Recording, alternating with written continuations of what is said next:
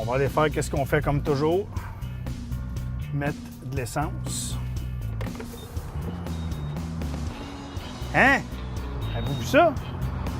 Une est 50,9. Une est 64,9. Une est 67,9. Ça en va. Salut, Joanne. Bonjour, M. Langevin. Ça va bien? Ça va bien, vous? Ben oui, ça va bien. Très heureuse de vous accueillir. Vas-tu économiser de l'argent? Définitivement. Oui. À environ 50 cents le litre versus 1,50 $, là, c'est officiel. Parce que là, je suis écœuré, là. Je vous comprends. Je suis écœuré, là. On y va.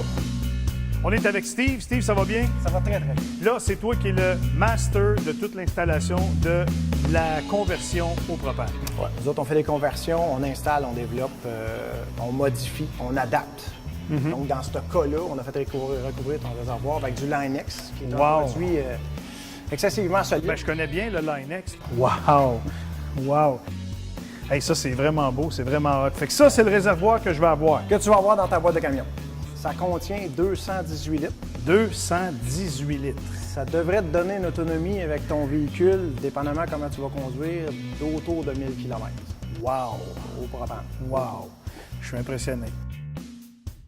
Steve, qu'est-ce qui arrive si jamais je manque de propane?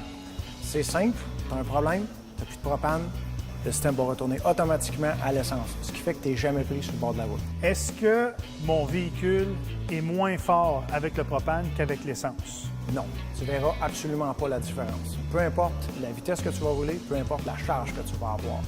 Est-ce que le propane peut endommager mon moteur? Non, on ne peut pas endommager un véhicule avec du propane. Mais si c'est mal installé, mal fait, mal calibré, oui, on peut l'endommager et on peut l'endommager vite. Trouves-tu que c'est une bonne idée?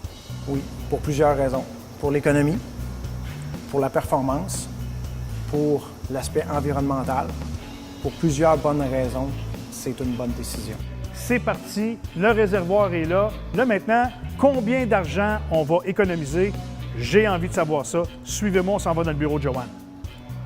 En 7 ans, ton véhicule, tu vas avoir dépensé 68 250 $ uniquement d'essence. Tu me niaises? Non, on exclut les paiements, les entretiens ou quoi que ce soit. 68 000 d'essence en 7 ans au rythme où je vais là. Oui, au rythme où tu vas là. Tu te promènes beaucoup, c'est ce que ça coûte. OK.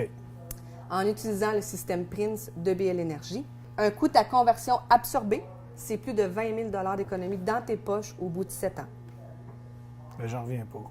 Donc, non seulement tu économises, mais tu es vert. En plus, je suis vert. J'ai pas la réputation d'être vert, mais je suis content de le devenir. Et en plus, j'économise. Merci beaucoup, Joanne. Ça me fait plaisir. Alors, la grande question que vous posez, ça valait-il la peine de convertir au propane avec BL Énergie? 3 semaines d'utilisation à date, et je dois vous dire que oui. On parle premièrement de la performance du camion et du moteur du camion.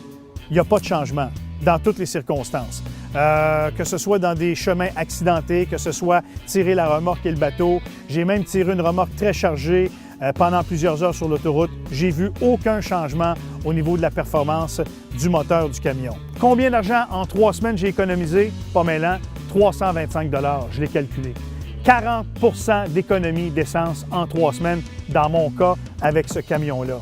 Et pour ce qui est des stations-service, très facile à utiliser. On m'avait dit, inquiète-toi pas pour ça, ça va bien se passer. Et ils avaient raison. C'est très facile, c'est facile à gérer, c'est facile à repérer. Il y a un site Internet Friendly User. Même moi, j'ai été capable de le faire. Alors, pour la conversion, objectif économie d'argent, objectif maintenir la puissance du camion, résultat A1.